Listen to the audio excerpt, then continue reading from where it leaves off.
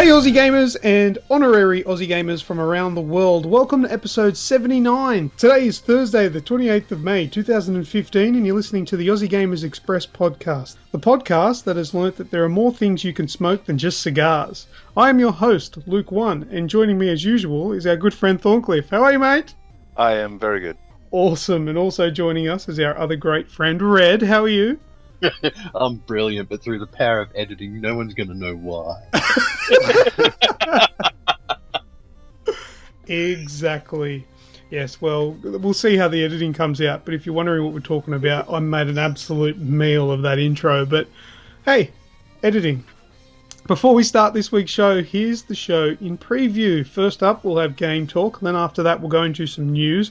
And in this week's news, we've got pricing for the Oculus Rift, Mortal Kombat X delays, Nintendo Heists, Darksiders 2 Deathinitive Edition, Resident Evil 0 HD, PS Plus games for June, Guitar Hero Live song lists, Canadian Swatter, and an Until Dawn release date. After that, what's that sound? Then not so frequently asked questions, and this week it'll be about Sonic the Hedgehog. After that, shout, and then we'll bring the show home for another week. So, Red, will you tell us about your week first? Okay, well, I played The Witcher. How about your week, Luke? Yeah. I'll probably put about another 24 hours through The Witcher this week. Probably 2 hours of Magicka 2. The reason I didn't emphasise on The Witcher as per last week, tomorrow being Friday the 83rd of May, we'll be doing part 2 of my blog, so you should be able to read that right now after the podcast, if you haven't already read it. So, Magicka 2. You put us onto this, Luke. It's like, right, we're doing it. You're going to play it. It was an unknown commodity to me, 2 weeks ago? Yeah, well, I mean, it's not very often where it's quite overt for me to actually realise that advertising has done its job. But that preview trailer thing that they put out with the whole not a vampire thing in the Game of Thrones, that won me over. I thought that was so awesome. I even shared the trailer with you guys in our admin chat, and I just fell in love with it from that day. Yeah, well, I got 3 pre-orders. That ad alone got 3 pre-orders? Yep. 3 copies on Steam of Magicka 1. Oh yeah, that's right. We got it on that too, didn't we? Yeah, you know, so it really did do its job properly. But we've really only just scratched the surface on that. So hopefully we'll be able to bring a bit more news and content on the page in the next week. So you'll hear a lot more about it on the next week's podcast. But looks pretty. Look, 1080. It's just lovely. Even compared to what we're doing on the PC, you know, it's still just that step up, I think, or from my PC anyway. And Hardline. You picked up Battlefield Hardline this week, Luke, and that's dragged me back into a little bit of FPS action. And so that's basically a bit of Hardline multiplayer. And it's pushed Luke right away from it. What's that? I said, and it's pushed Luke right away from first-person shooters online. No, it hasn't. But we'll touch on that in a second. But yeah, that's basically my gaming week. I've had a busy personal life, so not much more to report on the gaming front. But yeah, watch this space for next week. Nice. All right, Sean. I've been playing The Witcher 3. How far are you in that? I'm not that far, but I've been doing a bit of red moding. So, running around a lot of the areas and doing little side quests and opening up all the question mark areas and stuff like that. But I'm really enjoying it for what it is at the moment. But I'm really starting to feel as well that this game is you know what? It's too big. I'm feeling at the moment. You wait until you get my thoughts on The Witcher this week. Yeah. That'll help you make up your mind. If you want to chime in now, then you're more than welcome, because you know what? I'm having a feeling at the moment that this game would have been perfect if they put it into 30, maybe 40 hours. But 200 hours, I've only done about 10 or 11 in it. And you know what? It's great, and I really do want to see what's going on in it. But there's a lot of filler And yeah. Yeah, well, look, I've put the in-game timer tells me I've put 48 hours plus into it. Look, I don't think I've put 48 hours in because I think the timer still runs when you go back to your dashboard. So let's just say, for example, I get interrupted and I press the PS button, go back to the dashboard and I walk away for a couple of hours. I think the timer's still running. Yeah, because mine says that I've been playing it for like 4 days, but it must keep going when it's in. That's because you don't turn your PlayStation Well, off. I was in suspend mode because I was. No, it doesn't count watching in suspend. Netflix. No, when I was watching Netflix. Oh, okay, I so had the game open in the background. Yeah, but you weren't watching Netflix for 4 days straight. No. But you just don't turn your PlayStation off or put it into suspend or rest mode. Yeah, but it doesn't. That's the thing. Like if I'm watching Netflix or something, if you got a game, or at the dashboard, it'll turn off after 3 hours. It doesn't do that with Netflix or if there's an application open. Oh, okay, gotcha. Yeah, and that's why it hasn't been. Well, anyway, I don't think I've put 48 hours into it, but I've probably put 30 to 40 hours into it. Okay, so not too much off what it's actually telling me. And I put a good solid 7 hours into it today. I still haven't fucking finished the storyline. Oh, Rant, I was so thinking you were going to say, I've finally done it. No, I haven't. I have put that much, and I must stress, I have not done even one optional side quest. I have avoided them 100% because I'm not fucking interested in side content. I just want to know what happens in the story. And when you get into the nuts and bolts of the actual story, I really enjoy it and I'm engrossed and I'm like, wow, this is awesome. You know, the detective moments are cool when you're trying to work out where people went, you eventually see. And I like the way it's set up because, look, not really a spoiler, but the game is basically, the story is around you playing as Geralt of Rivia, looking for like an adopted daughter for the sake of not explaining it too much. And so, yeah, basically you're looking for her and then you go sort of back in time and you play as her and play little parts out and it gives you little snippets of what actually happened. But then you're always sort of one or two steps behind her and you're just trying to find her. And I really enjoy that thing where you'll get to a certain point and talk to somebody and they'll tell you, oh, this, and this, and then you'll play that scene as Ciri. That's really cool. Those parts are really good because they're all connected to the main story.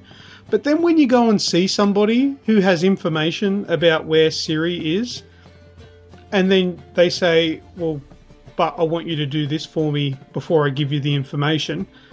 And then you go and do that for them. But to complete that mission for them, you've got to do something for that person that you meet along the way.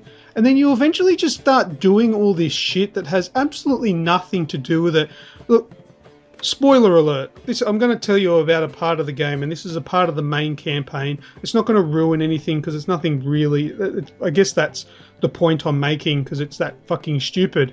There is a section in the game where you need to get a message across to a certain character.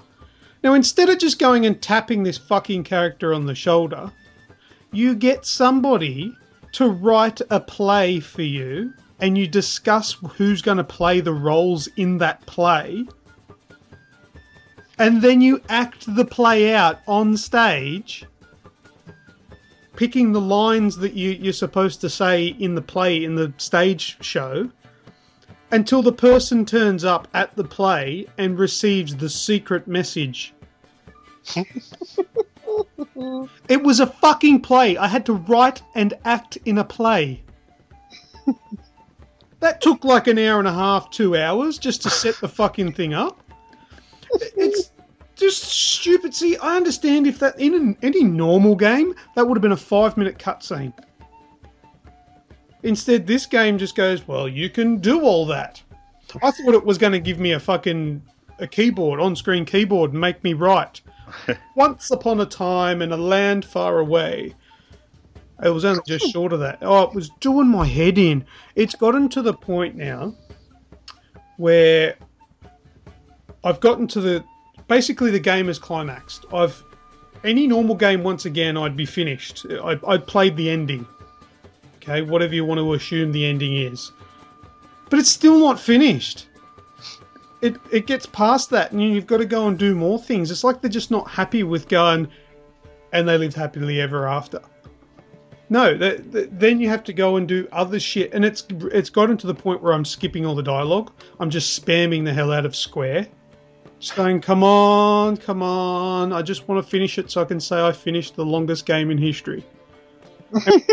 And Red, what did I explain it to you? It's kind of like watching, let's say, like the Shawshank Redemption. Really good movie, right? Real good story. Chop it in half about midway, cut the two pieces apart, and then stuff it with every season of Lost in the middle.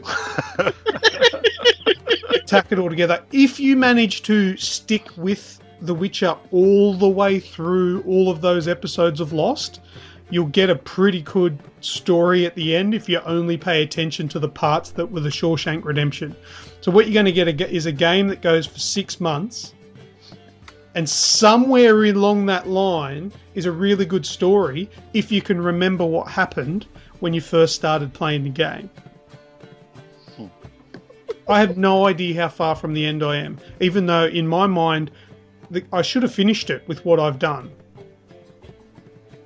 Anyway, that's just... Oh, look, and the amount of bugs that I'm encountering is ridiculous. I'm starting to record all of them, and once I actually do finish the game, if it's possible to do, I will put a compilation together of all the bugs. That should be cool. That's because they didn't expect anybody to get that far yet. They haven't actually finished it. Mm. Yeah, they've gone, oh, we'll release a patch in a couple of months. Nobody will get that far this time. Yeah. Sean, what I'm saying, if you're red moding this game, no, you don't have a chance if you just sped run it. Yeah. Let alone if you're red moding it. Mm. Oh, and I got so sick of the gameplay, I bumped it down to story only. So I just put it down to the easiest, just so I could mash through it. You're still fighting enemies and stuff like that? Yeah, you do. You still fight them. They are easier, but there are still some challenging parts that will... I've died still a few times. Yeah. So it's not stupid easy. I might do that then. But I've done that. I've put it on the easiest setting just so I can try and fly through it, just to speed things up a bit. Because that way I don't have to worry too much about leveling up because they're all easy and stuff like that. Because I just want to know what happens. Yeah. How it ends. Because no, my luck, if I finish now, I'll be like you and whatever that game was that you played after a few years and we were only just around the corner. Fable. Like Fable. I'll be just around the corner and it'll be like, I don't know, some awesome sex scene or whatever. Oh yeah, and by the way, I had sex on the unicorn already. Who told me? Somebody said it was a stuffed unicorn. Oh, that's what they refer to it at the start of the game. You know, in my mind, I had an image of like a plushie, a little plush thing that kids would keep on their bed. Yeah, it's not. Way off. That now smells like a swordfish. Yeah.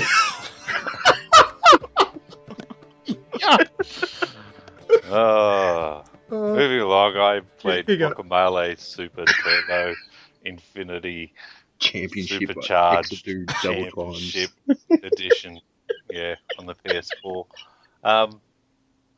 That's Guacamelee. I played Air Mech Arena, all of that. Trying to beat the AI on the 1v2. Far out, it's hard. No, it's not. Yes, it is. I've smashed it 1v3. Come on, man. Yeah. It's easy. Heroes of the Storm. I jumped back onto the open beta of that and played probably about 3 or 4 games. It's pretty cool. I like it. It's got something that's a bit different from like your traditional MOBAs. So yeah, it's cool. That's typical Blizzard, though. Yeah. Yeah, because they always have some. Hearthstone's very much like Magic and Pokemon, Yu-Gi-Oh! Tabletop game, but it's just not. It's its own unique entity. Yeah. Nice. Is that you for the week? Yeah, that's me for the week. All right, let me start off. First of all, let me tell you about The Witcher 3. I'm joking. I'm not going to go on about that anymore. All right, yeah, Witcher 3, Magicka 2, Dying Light, the Bozak Horde DLC came out this week, and I gave that a go. Now, just a quick go, because it only came out yesterday, and I'm really impressed with it. What little that I have played, I like it. It's kind of set out like the Saw movies. Yeah, where you've got that little freaky thing saying, I want to play a game, sort of thing. Well, Bozak is kind of like that. He's up on a big TV screen. You wake up, you've got a bomb strapped to your right leg. If you don't do what you're told, the bomb goes off. And then you enter a garage. It starts off in like an underground parking garage. I always thought that it was going to be that stadium. Because I heard talk of it being a stadium, but it's not. It's not in that stadium, unless it goes to the stadium later, and I haven't got there yet. But anyway, starts off in an underground car park, and you go in, and he booms over a speaker to you saying, all right, I want you to kill all the zombies that come at you. So you the first thing you got to do is run to a van and deactivate the bomb, and you've got like 25 seconds to do it. Then it'll say, congratulations, you've done that. You've earned yourself a reward. Open up the lockbox. So you open it up, you get a machete. Then you got to kill a horde of zombies. But it's not like a normal horde mode. Like, it's not just wave after wave after wave. It changes it up, which is why I like it. And then the next one, it'll be like, all right, well, you've done pretty good. Now see if you can kill the bolters. And every bolter will give you a med kit. Because, mind you, I should mention, you're stripped of all weapons, so you've got nothing, and you've got no med kits. You've just got your health, and that's it. And so you've got to accumulate things. And then you'll do other things like getting to point A to point B, following all the markers, go to all these places, and if you don't make it in time, you blow up, and you've got 3 lives. If all 3 lives are gone, you start from the beginning again, back in the underground car park. And I think it'd be really cool to play with a couple of mates. So I look forward to playing that in the future. But strangely enough, I want to discuss probably a spoiler alert for anyone that hasn't finished the Bozak's challenges in the normal game, the full game. Red, you finished all those challenges and you saw sort of like the ending to that. Can you explain that? What happened? Yeah, well, mini spoiler alert, because that's why I asked you the question. Obviously, it's Old Town and the slums, yeah. So in Old Town, you've got all the posters around, which are Bozak's challenges, which kill so many volatiles at night time and get from point A to point B before your time runs out. So just your normal challenges. So trying to, with the platinum bug and everything like that, I thought you had to do all that. So I got a couple of you boys together and then broke off towards the end when I had one left, and he's like, right, well, congratulations, you've completed Bozak's challenges, come to the top of this bloody watchtower and come meet me. I'm like, oh, okay then. So off I go, expecting a reward, and then so I get up there, I meet the Bozak dude, and he goes, finally, an adversary that's worthy of my time, and you proceed to duel each other, and you kill him. So that's why it was kind of bewildering to me that Bozak stars in the DLC. Yeah, so that's the question now. What we've suggested, not necessarily true because we don't know, we haven't gotten that far yet in it, but maybe, because like I said, when you start off, it's Bozak on the video, like it's a screen on a TV. He may be dead.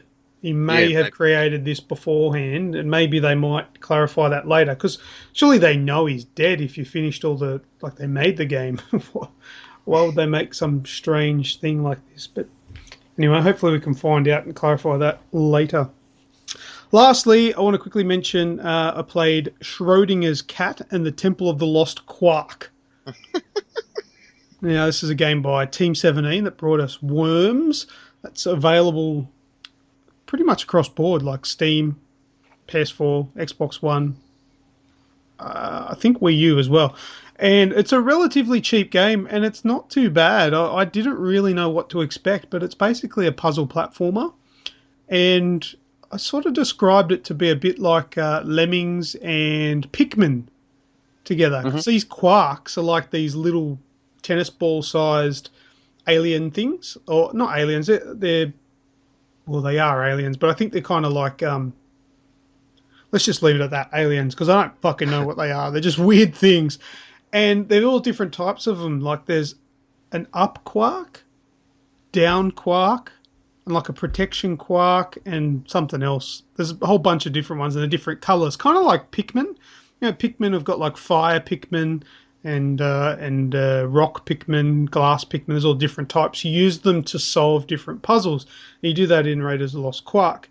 And what's basically happened is that this particle zoo, where every particle known to man, as well as a few extras, are housed in this zoo. And apparently it all, some catastrophic event happens, and you, being Schrodinger's cat, is brought in to try and fix everything.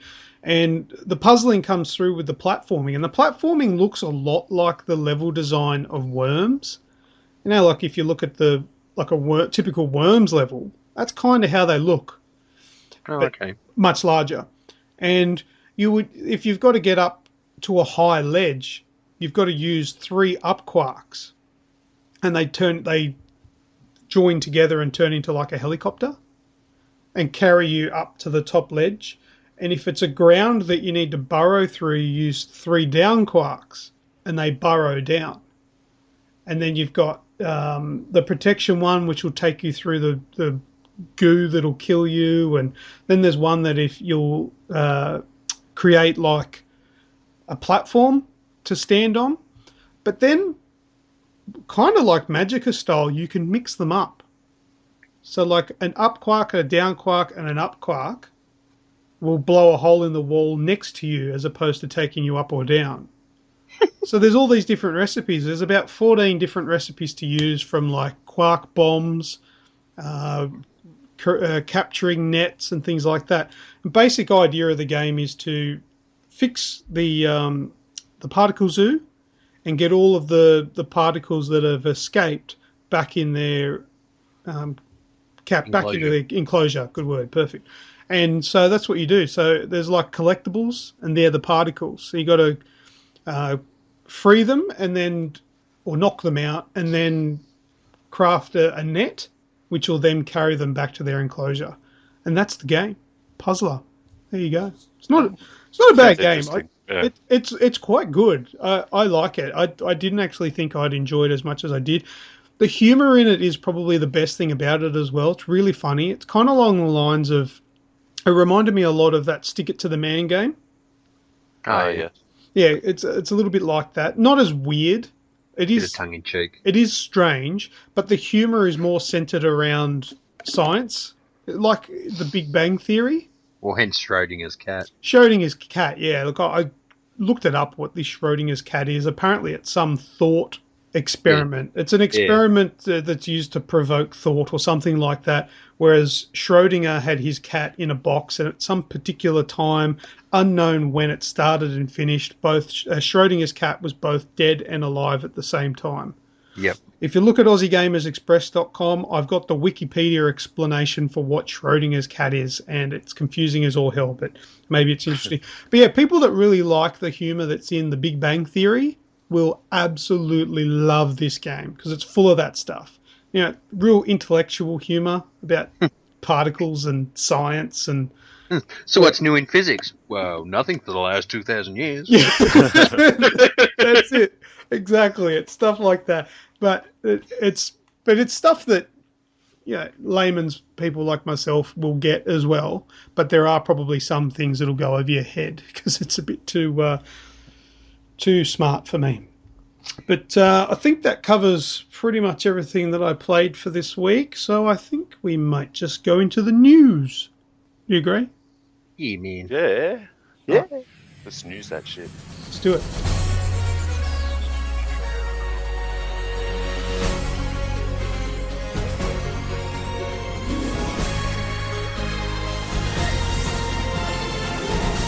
All right, first up in the news, we've got pricing for the Oculus Rift. Guesses, please. $1,500. Well, good on you, because that's not a guess, and you're still wrong. $379. Oh, the closest without going over, correct. All right, so look, I do this all the time. I'm like, oh, I've got answers, but I have no idea. That's the answer. But allow me to explain. In a conference, like a press conference, the Oculus CEO, Brendan Iribe, whatever his name is, he said that he did disclose an all-in price for the Oculus Rift, which is basically the amount of money that you're going to need to spend from start to finish. So to purchase a PC good enough and the Oculus Rift, it's going to cost around $1,500. Now that'd be $1,500 US. So what's that roughly? $7,000. Yeah, 78,000 Australian. Yeah, I think that's a pretty close approximate based on our shitty dollar.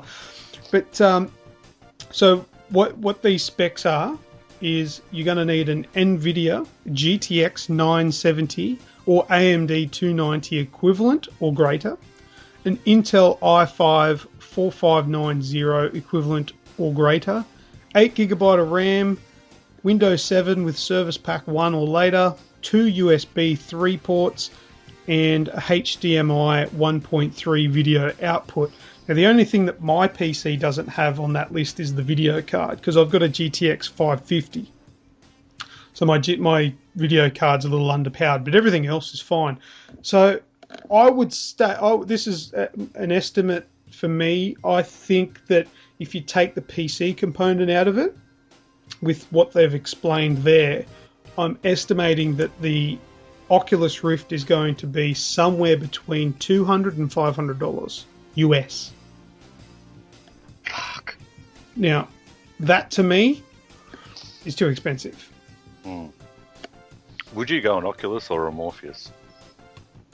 Well, it all depends on price, but I'd probably go a Morpheus.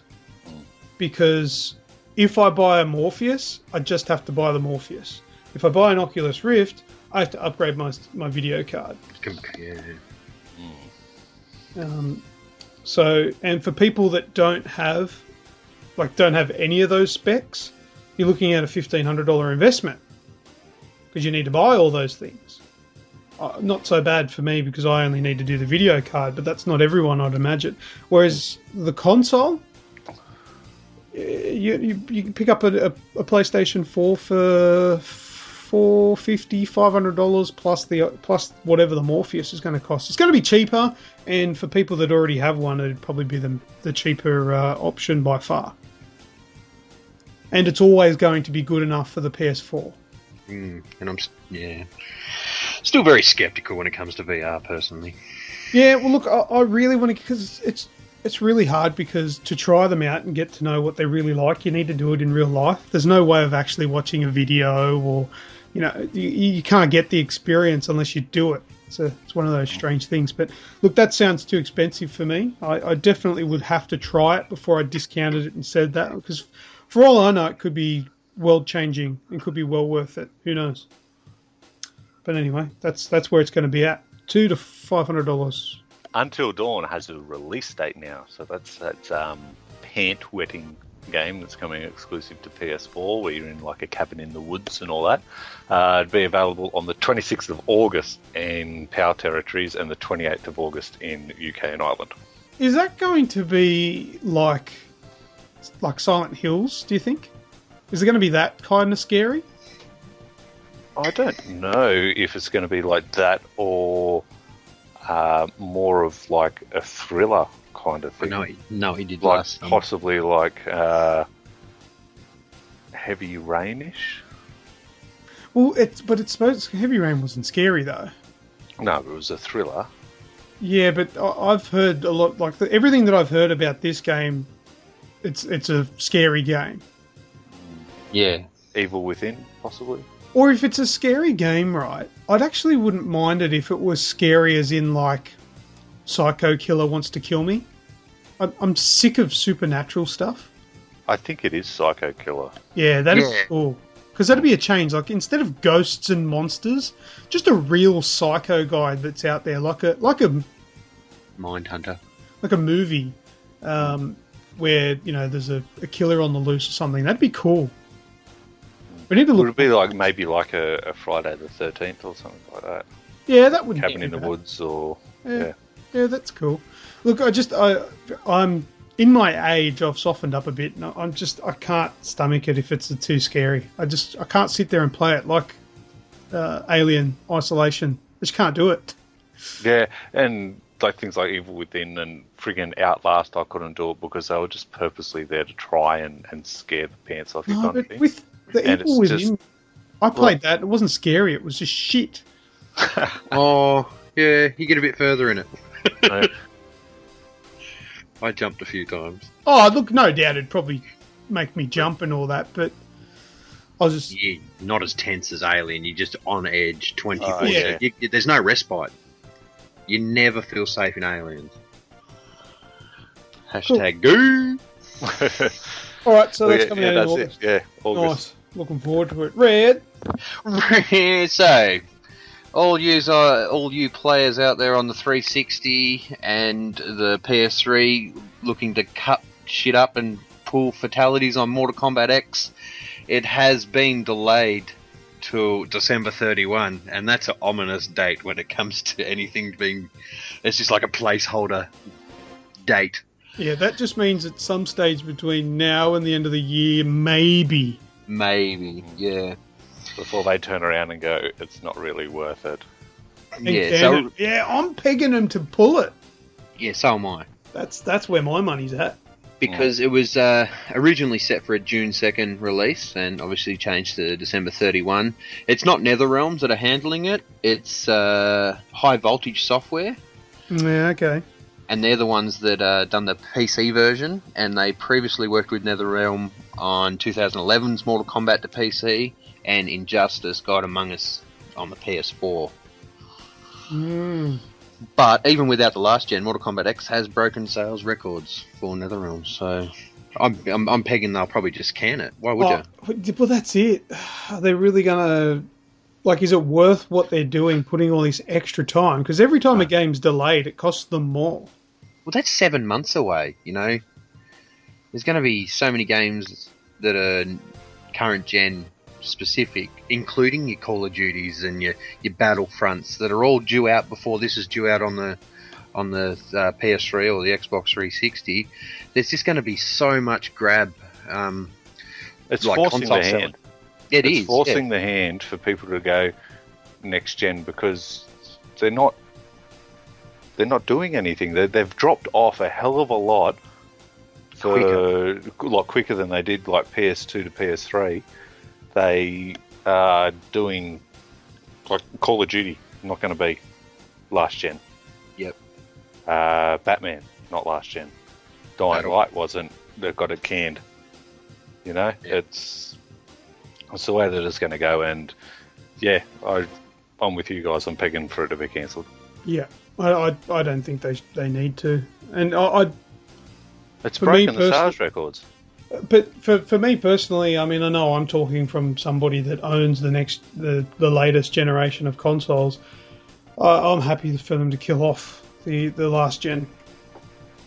But that's selfish talk. I know there are a lot of people out there that still have them and rely on them, but because they don't have the coin. But I mean, at the same time, think about it.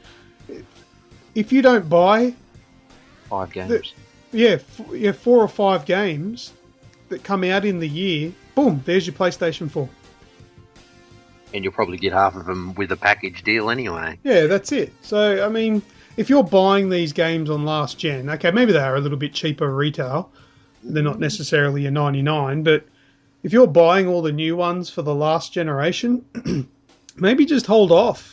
If you can't just splurge and get the money, don't buy those games. Keep that money, put it aside, buy the new console with 5 games.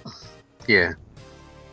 It's going to be a necessity. Look, as you just touched on, Sean, the PS2 and the Xbox One original, they lasted a very, very long time. They were a real mainstay. But then I think I had a post up on the page here not long ago. The last game bought out for the PS2 was a 2014 title. It was a FIFA or something, wasn't yeah, FIFA. EA. So it's probably 2013 that it was released, but it was a. But you watch. I don't reckon you'll probably have your FIFA. Mainly your sports games will probably hang around on the PS3s, like your basketballs and your soccers and whatnot. But people like NetherRealms, like they've really got to hang their hat on Mortal Kombat. You know, they've got nothing else to really generate income. And it looks magnificent on next gen. It's going to look poo on PS3. So you see developers these days, they're going to probably put more investment into their current gen titles. Is it on the PlayStation 5? Have you seen that? Did I say next gen? Sure did. Yeah. We've got to slap each other for doing that because it's wrong. Right. But yeah, that's about it. So expect a delay till December 31, if at all. Yeah, possible cancellations. You heard it here first. Our speculation. Right. All right, next up in the news, Darksiders 2 Deathinitive Edition. Yes. I was excited. Oh, count me the fuck in. Yeah, look, I've got Darksiders 1 and 2 both on PC, and I think I've got them on PS3 as well, like the PS Plus editions. I started playing them, and I didn't really get far in them. Probably the biggest issue was the fact that I played it on PC. I'm not big on playing them on PC. They look great, the graphics are a lot better, and they run better, but I don't know, it's just something about sitting at a desk and not getting trophies. But anyway, if it comes out on the PS4, I'll be really happy about it. But I've got a couple of notes here about it. So Amazon's got a listing for it, and it's got the PS4 cover art, and it's got one of those release dates again, December 31st, 2015. So just a placeholder, and there's no Xbox One listing. So okay. Maybe just an exclusive to PS4. It's a sad day when the Xbox One can't run ports. Oh dear. Maybe the Xbox One's going to turn into a last generation console. Who knows? But yeah, so the Deathinitive edition, that's tricky to say. And did you see what they did there? Yeah, yes, because you play as Death. Yeah, and definitive, like, yeah, woo. Woo. So it just doesn't detail whether it's like all expansions or what makes it a definitive. It would be, I think that's an assumption with the definitive notion. Yeah, it'd just be absolutely everything that they've released. It'd be like a Game of the Year edition. It'll have everything in it, upscale graphics, and probably 60p. What do you call it? Yeah, 60 frames. And there's something to that as well. Lords of the Fallen is getting a Game of the Year edition. Yeah, which brings up my point from a couple of podcasts ago. What was that, Sean? Red? As I said, that brings up my point from a couple of podcasts ago. Some games don't deserve a Game of the Year edition, and Lords of the Fallen is definitely not one of them when we have the likes of a remastered Dark Souls 2 and fucking Bloodborne. Mm-hmm. I don't think it deserves it. I heard The Witcher's getting a Game of the Year edition next week. Sure. Yeah, just like you pre-ordered the expansion for The Witcher. I don't get that. Like, there should be, Sony should govern Game of the Year editions. So many copies sold. Like, remember, we were talking about this. Platinum. Yeah. Like the Platinum PS3 games, they should govern it. You must sell this amount of games before you're allowed to release something that you're going to refer to as Game of the Year. And it's not allowed to be more than $50. Correct. You've got to win a Game of the Year trophy for it. Yeah, maybe one Game of the Year for, I don't know, most tattoos on a face. I don't know. I was going to make a comment there, but you'd have to freaking edit it. The highest rated press start. One Game of the Year on.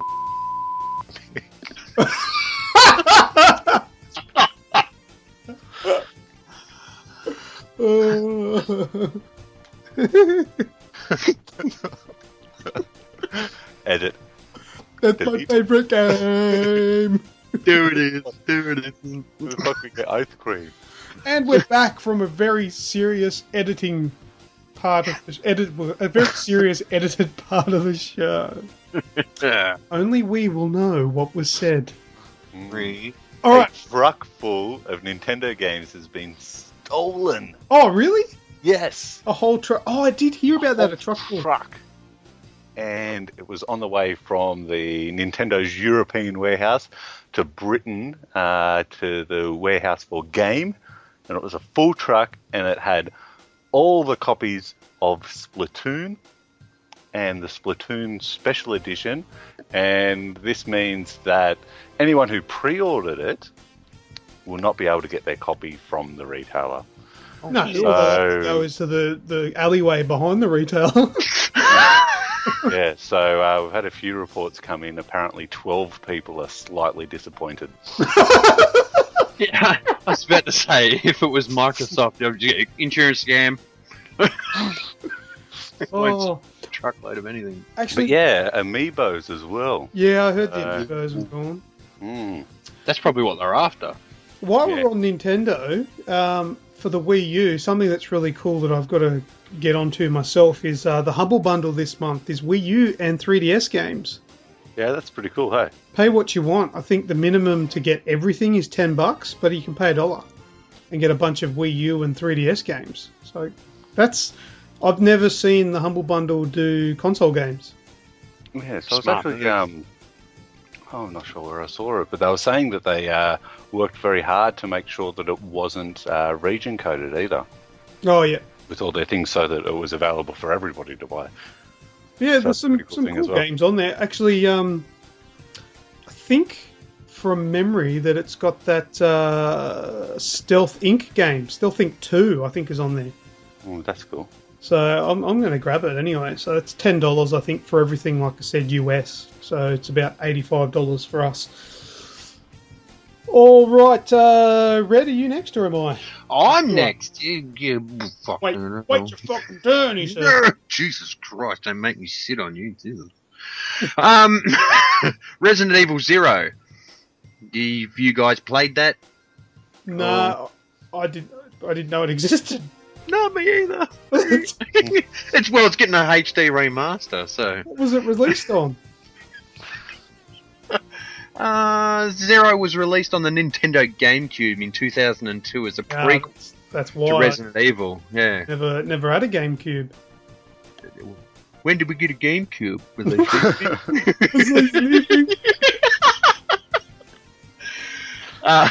No, let's not go into that territory. I know what you're like. But yeah, so it's actually getting a HD remaster, so yeah, anything that's not a GameCube will probably look half decent. But it's slated to be launched on the PS4, PS3, Xbox One, Xbox 360 and PC in early 2016, as revealed by Capcom today. And that's a prequel to Resident Evil, is it? Yeah. Oh. I didn't even know it existed. Nintendo, the GameCube did that a couple of times, and it broke my heart when they released. It was one of the Metal Gear Solid games, Peace Walker, I think it was. Oh yes. Where it came out on that, but nothing else. And I probably had at the time like a PS2 or something, or PS1 or whatever it was. PS2, I think it was at the time. Mm-hmm. And it annoyed me because I'm like, oh man, I don't have that console, but I can't play my Metal Gear Solid game.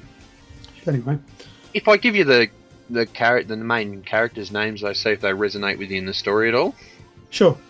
Rebecca Chambers and Billy Cohen. No. So well, it might be worth a play then. Yeah. What? So they're the main characters from Zero? They're the main characters in Zero. Yep. Okay. No, I don't recall them at all. Ah, excellent. Cool. But yeah, I'd be interested in playing. Oh, I wonder if it had tank controls. Surely they'll get rid of it. Yeah. What are you laughing at? Tank controls. Yeah, you know what tank controls aren't they? No, I'm just envisioning me with a helmet on and going with a tank. No. Think of how a tank handles. Like you can go forward, but then if you want to turn to the right, you've got to go and like turn on the spot. Yeah. Like the original. Like the PS1 style. Yeah. That's tank controls. Whereas then you've got like the normal one where you can just use the stick to run in the direction that you push. Mm. And fixed camera angles too. That'd suck. Anyway, we'll see how that goes. Yeah, man. All right, next up, my news. I've got Guitar Hero live songs. So we've got an extra whole bunch of them. So we've been covering them every week on the podcast, and I've got some more. No, I don't know all of them, but I know some of them. Hailstorm. Has anyone heard of them? No. Love Bites. Hailstorm or Hailstorm? Hailstorm with a H for hotel. Oh, okay. Hailstorm. Love Bites, and so do I. Isn't that bloody... what are they called? Def Leppard? Love Bites. Yeah. Huh? Yeah, Song called probably Love a Bites. cover. Love Bites. Cuts deep, springing it to my knees. Huh? Say so. Tenacious D. Tribute. Oh, yay. This is not the greatest game in the world. It's just a tribute. This is just a Guitar Hero game. Beartooth, I Have a Problem. Pearl Jam. I like Pearl Jam. What song? Mind Your Manners. Mm. I would have liked maybe Jeremy or... Oh, no. Elderly Woman Behind a Counter in a Small Town. That would have been awesome. Yeah. That would have been really Evil cool. Flow. Oh, yeah. Good song. Good song. Oh, man, I like Pearl Jam, obviously. Every song you're going to mention, I'm probably going to go, yeah, good song. Rise Against. Tragedy Plus Time. Yeah, cool. Soundgarden, they are also very good. Been Away Too Long. I'm not sure if I know that song. Spoon Man. Spoon Man there. That's Yeah, we're only talking about that last night, actually. We've got also Anthrax. Oh, yeah. Drop the Time. And The Envelope to put the Anthrax in. Architects. Grave Digger. Don't know them. I don't know them. Meh. And Chevelle. The You're wearing what? What? You're wearing what? You said I'm wearing what? Chevelle by Armani. Oh, right. It sounds It looks like the Cuncher. But it's the Clincher. It's always if you use a particular...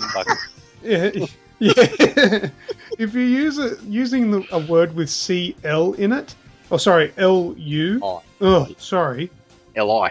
LI is what I'm trying to say. If you're using a word with LI in it, you got to be careful with the font that you use, especially if you're spelling the word Clint. But this is the Clincher. A day to remember. Yeah, man. I don't know them either. Weeksy Woody's gay. Right back at it again. So there's a couple of really good songs in that. And if you are interested in all of the songs that have been announced for Guitar Hero Live, you can head across to aussiegamersexpress.com. Check out our blog. I've got a blog post up there that I will update every time a new set of songs comes out. So it's being called a living document. Yes. I want Steel Panther on there on the next release. Right. Steel Panther. Yeah. They just talk about, sing about long dicks and sex in bathrooms. We want Steel Panther, the Shocker. Yeah, wicked. Yeah. Is that 1 and 2 in the pink, Well, one in the stink? Yeah. Yep. That's called the Shocker. Before we move on from the news article, do you reckon they're going to give us all these songs straight up? It's all going to be on disc content, or are they going to pull a Destiny? No. You're going to get 6, and then the rest is going to be DLC. No, I reckon all of these announced ones will be on the disc. I fucking hope so. Yeah. I reckon it would be very, very poor business and poor marketing if any of these songs announced aren't included in the main game. Because there seems to be a lot. There does seem to be a lot, but maybe they're trying to best their previous effort. Well, I touch wood, I hope they do, and it's only showing loyalty to the fans if they do. Yeah, so, I think so. So end question. There we go. All right, who's next? I will go. June's PS Plus games. Woohoo! What do we got? PS4, we have got Metal Gear Solid 5 Ground Zeroes. That means I can start playing it again without having to go get the disc. PS Plus is aiding me in being fat and lazy. Yep, absolutely.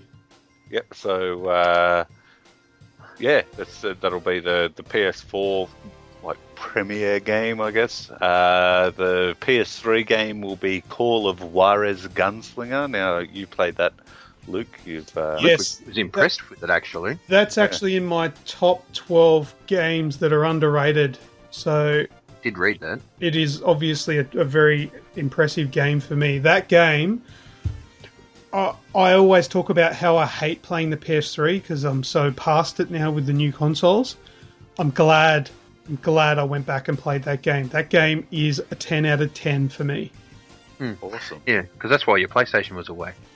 Yeah, when my PlayStation 4 died, that's right. And I actually won that game on a Facebook page. I wish I could remember who it was, but because they had a little competition going, I entered and won the code, and I downloaded it from there, and it is a fantastic game. It is nowhere near what I thought it would be. A quick explanation of what one of the main things that I thought was awesome. It's narrated by an old guy telling a story of what's happened. And there are parts where you'll walk up to a bit and nothing makes sense. You're like, I've got nowhere to go. This is a dead end. And the narrator will go, oh, hang on a second. Oh, that's right. There was a ladder there. And then it'll go, poof, and a ladder will drop in from the sky. It'll like alter the scene on the fly. Yeah, cool. And it does that through the game so good. And there's cool characters like Billy the Kid, Butch Cassidy and the Sundance Kid, Jesse James. All those really cool characters are all in there. It's so cool. And Really Kid. cool. Oh, really have to give it a go then. You have to play it, man. It's a typical 10 to 12 hour campaign. Oh, okay. So it's actually a decent Achievable this size. I thought century, it wasn't one of those, just like one of the half game kind of things. No. She's a It's a full-fledged game. Yeah, absolutely. Oh, awesome. And then Cool. you can do your like cool bullet time, but like the quick drawing. Yeah. Where you like have in, Red Dead. Yeah, kind of like that. Yeah, when you do the standoffs and stuff, it's really cool. Brilliant Cool. game. 10 out of 10 for me. Amazing. If Awesome. they bring that to the PS4, which they probably won't, but if they did, I'd buy it again. Nice. Loved it. So next we've got the PS4 and Vita games. So we've got Skulls of the Shogun, Bonafide Edition. Mm-hmm. So it's a little turn-based game about the samurai afterlife. Super Exploding Zoo we've got, where you need to save animal eggs from aliens by using exploding animals. Sounds shit. Yeah. Angry In my Birds. little blog post I did up, I said it's got to be better than Monster Bag. Mhm. Futuridian, Turkey. which will be a retro shooter with puzzle elements. And then there is the PS3 one, which is Cloudberry Kingdom. And I don't know what it is about it. It's supposed to be like an AI game that like creates infinite levels for you on that. It looks to me like if you've ever seen the cartoon Cyanide and Happiness. Yeah. Yeah, kind of a mix between that and Super Mario. So I'll and that's I'll try the lineup. So we've got 2 PS3 and 3 Vita and 4 PS4. Cool. Lovely. Ground Zeroes though, that's just a pretty decent drop. Do you know if you play just the campaign part of that, do you know how long it takes? Wasn't it like 40 minutes or something? 20. Oh, really? Yeah. But that's only like one. Facet. Yeah, I was about to say the exact same word. It's literally, you could probably put 8 to 10 hours in that game and still probably not finish it. But if you just do the story component, the main like first part's 20 minutes, and you're done. It's essentially one little level, but there are heaps of other offshoot things that you can do in that one level. It's actually really cool. You travel to Rivia. What? Travel to Rivia, offshoot Yeah. things, lots of Geralt. Oh The no, Witcher. it Never is. mind. It is not. It is nothing like that. Never mind. It's finishable. Less bugs too. All right, yeah, that's it for the PS Plus games. Lovely, Awesome. very it. So, there's been a 17-year-old male in Canada even. Yeah, that's what I always say now because the Canadian store. He's pled guilty to 23 offences of extortion, public mischief, and criminal harassment, aka swatting. It's funny. He mostly terrorised young female gamers and their parents. It's real funny. When the women denied his friendship requests, he shut down their internet access, i.e. DDoS, posted their personal information online and repeatedly called them late at night. He would also contact the police in their hometown claiming he had hostages, napalm bombs, or he'd killed someone in the house. I know, right? And he also, the one I wouldn't have been too pissy about, also had pizza delivered to their door. You would have paid for it. I'm like, oh, thanks, man. One pizza with a lot. Oh, yeah, shit, yeah. No, it would have been 20. Still not mad. No. So this is, so swatting on a whole different level. It's more than swatting, as it said. It's public mischief and extortion also being probably the pizzas and whatnot. Well, is that just a absolute loser, or is that somebody who's sick? No, he's a wanker. Okay. Oh, well, he's probably clinically a wanker. Yeah.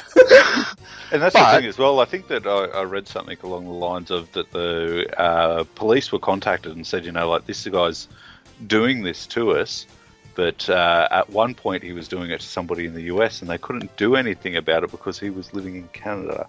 Yeah, jurisdiction. And on top of that, when he contacted the police, like the victim had contacted the police and said, look, this keeps on happening, and the police turned around and said, well, we're sorry, but it's like the boy who cried wolf. Like, what happens if one time we get a call to your house and there is something seriously wrong? We need to show up to your house every time one of these reports is made, because otherwise, like what happens when it does go. Yeah, and there's a dead body in the house, Yeah. Mm-mm. And in December just passed, he posted an 8-hour live stream of himself on YouTube that showed him tormenting his victims. So probably he's a fucking not quite there, or he's just dumb. Severe forms of narcissism and even going to the extent of moving into sociopath kind of stuff that get the jollies out of like tormenting people. And what's the next step that they do go to with that? Calling me a cocksmoker. Doing it in person. Bastards. Alright, cool. Is that us done? That's it. That's the news. What comes after the news? What's you asked us if we want a piss break? Anyone need to do a poo? Oh, twinkles. Alright, let's do What's That Sound? Stop, children, what's that sound? Everybody look what's going down.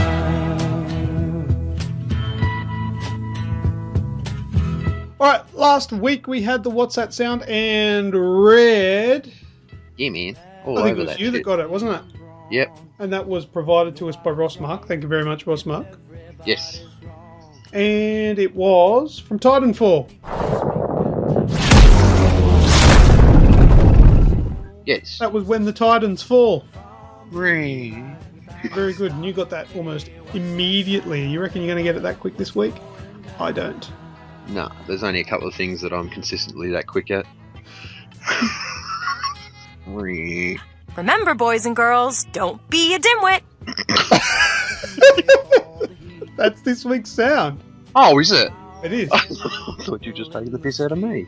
No, just good timing, I guess. Do you want to have a listen again? Yes, please. Remember, boys and girls, don't be a dimwit. Any good? It sounds Borderlandsy. Ooh! Google it. See who's the first person to Google it. Come on, quickly. Put it in. Google. Remember, boys and girls, don't be a dimwit. Are you Googling? No, what I'm thinking sounds a lot like. You were Googling.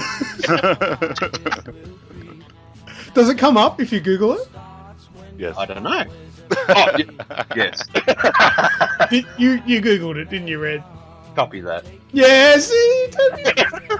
That's why I really smashed the enter button. Yeah. Pretending like it. Oh, that sounds a little bit like the correct answer.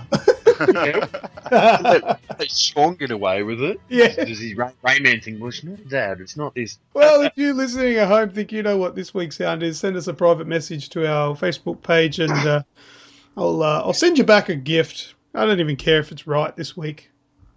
I'll send you back a free game. Hopefully you'll beep it out. Yeah. What was it? Titanfall. We discussed. No, it wasn't the Titanfall one. It was the Mission Command or whatever it was. Mission Command. Missile Command, where I beeped out the name, but then I think we discussed the browser, the YouTube thing. Yeah. And I don't think I beeped that Missile out. Command about 3 times. And nobody got it. Hey, attention! I did that on purpose. No, I didn't. All right, well, that's what's that sound. So now let's go into not so frequently asked questions. Okay, this week's, as I said at the start of the show, is going to be about Sonic the Hedgehog. Who's excited for Sonic? Yeah, man. Yay! Woo! Sonic is awesome. All right, here's a little bit of I'm going to play a bit of a trivia question with you guys. Name the name of the first game that Sonic the Hedgehog was in. Sonic the Hedgehog. Ba-ba-how. Sean? I don't know. I can see why you picked Sonic the Hedgehog, because that would have been the obvious choice. However, not so frequently asked question is that one, because everyone thinks they know the answer, which is Sonic the Hedgehog. Not correct. Sonic originally appeared 2 months prior to the Sonic the Hedgehog release in Radmobile. Okay. Have you heard of that game? No. Yeah, it looks pretty shit. But it's just a car racing game from it's an in-dash view sort of game. And it was released in April 1991. The original Sonic game was released in June of 1991. In the car game, Sonic was hanging from the rear vision mirror as like an air freshener. Yes, I've seen that before. So there you go. His original game that he appeared in was Radmobile. If you don't believe me, Google that shit. All right. Next up, I've got at the beginning of the original game. You know, on the Sega Mega Drive. You know where it goes Sega. You know that? Yeah. That actually took up 1/8 of the memory on the Mega Drive cartridge or Sega Genesis, depending on where you live. Yeah, so 1/8. Now, Sean, you're good at, or Red, you're good at math as well. 4 megabytes?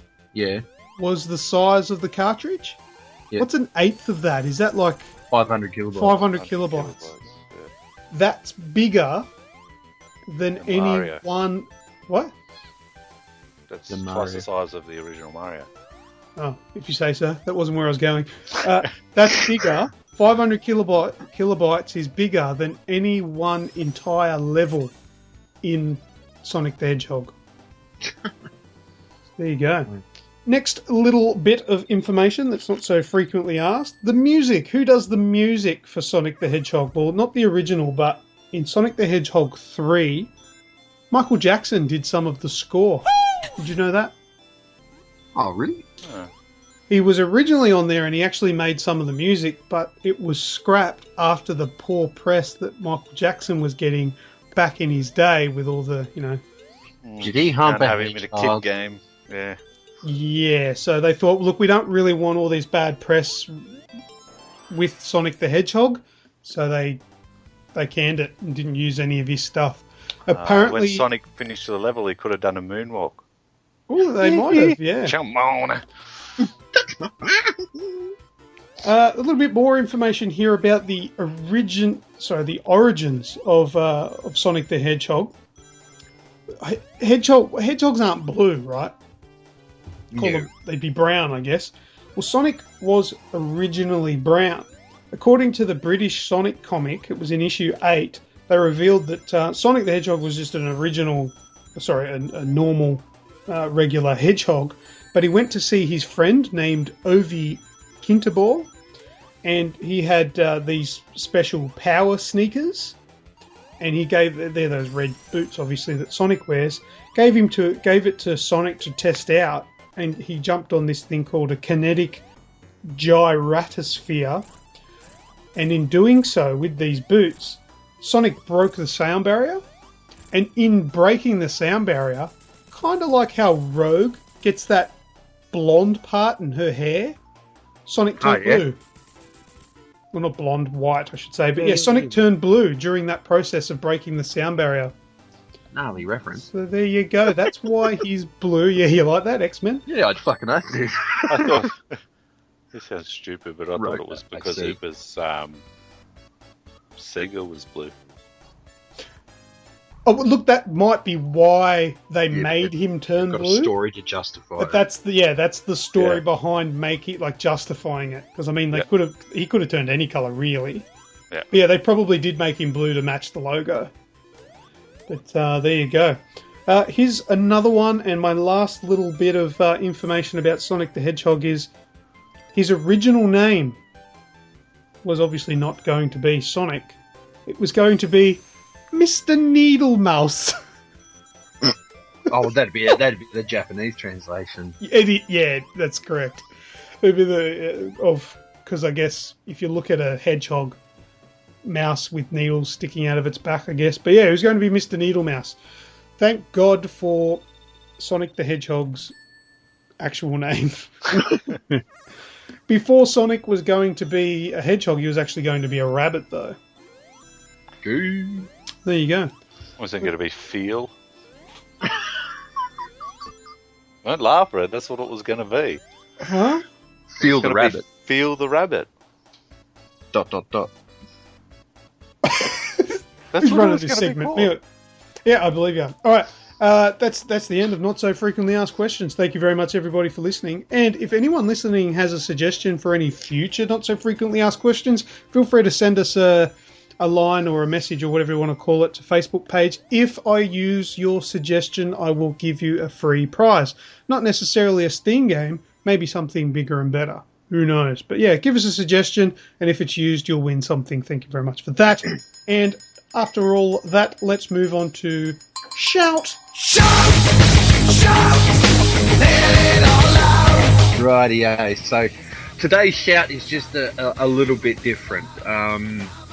And I apologise to everyone there, eager by the speakers waiting to hear their sounds. But this week's shout goes out to my pop died, so he passed away earlier in the week. So it was a big shout out to him. But the other 4 boys from Aussie Gamers here, Sean, Luke, Nick and Zach, by their proper name, because my shout out goes to them, because without them and without the Aussie Gamers page, and obviously without my family, none of this would be really worth it. And you guys were there at ground zero at my hour of need, and I think everyone out there deserves to know that you are actually decent blokes as well.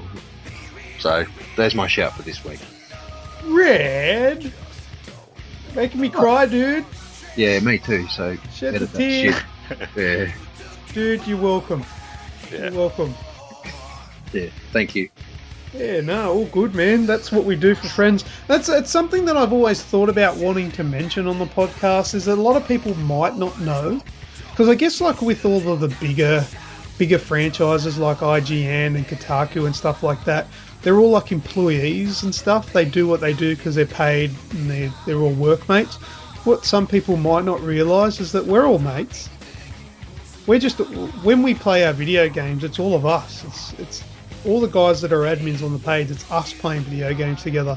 We're really good friends, and that's why we do what we do, because we're all good mates and we love video games, and we're all there for each other whenever there's hard times and whenever there's good times. Yeah, and there wouldn't be any chemistry if you were just hiring people with a resume. Well, that's it. That's it, and that's one thing that I really, really love about Aussie Gamers Express is that it consists of really good friends. It's not just people that have come together because there's a paycheck involved. We've come together because we like each other's company. Yeah, the paycheck would be nice, though. A paycheck would be nice. It would be fantastic. Well, Red, that's really heartfelt. I didn't know about that. I didn't know you were going to do that. That is, caught me off guard, but shed a tear. Thanks, brother. Cool. Thank you guys, and thank everyone. Love you, man. All right, man. Well, without further ado, I can speak. There's fuck all to do. We may as well close the show. Yes, well, now that we're at the end of this week's show, please take the time to like us on Facebook. Go up to that little search bar at the top, search Aussie Gamers Express, or go to www.facebook.com/AussieGamers2012. If you tweet your life away on a daily basis, follow at AussieGamers12. On Twitch TV, you can subscribe and follow us at Aussie Gamers TV at twitch.tv. Our news and reviews and all the good stuff can be found at www.aussiegamersexpress.com. YouTube channel, search Aussie Gamers Express. You can subscribe and comment and do all that kind of stuff on there. If you've got some snail mail, PO Box 130, Cranebrook, New South Wales 2749. Stitcher, TuneIn Radio and iTunes is the best way to download this podcast directly to the device of your choice. Just go in there and search Aussie Gamers Express. Nicely done. All right, just quickly before we finish up, what's on the cards for tonight? The Witcher? Game of Thrones. Oh yeah, you're going to watch Game of Thrones. Have you finished recording? No. Well, I won't say Destiny then. What, you embarrassed? No, we're fucking red, telling lies. We ever trust you again? Oh yeah, that's right, because you promised you wouldn't be playing that. Yeah. And I think I told you, I wouldn't hold your breath. Yeah. I had some comment about that. Told you. I'm always right. If I say something, believe it. It's always correct. I have a large penis. Always right. Surely I don't have much more on The Witcher to do. I've been Luke Schlong.